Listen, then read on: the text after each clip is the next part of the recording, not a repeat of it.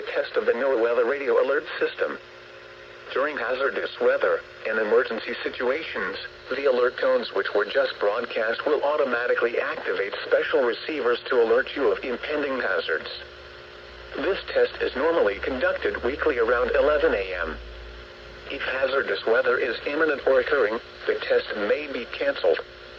To provide the most consistent warning service possible, the alert tones will only be activated for the following counties in the WWF75 listening area: in Missouri, Crawford, Franklin, Gasconade, Iron, Phelps, and Washington.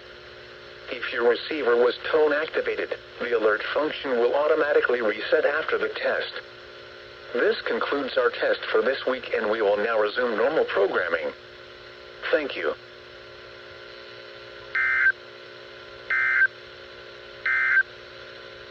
This afternoon, sunny. Highs in the mid-60s.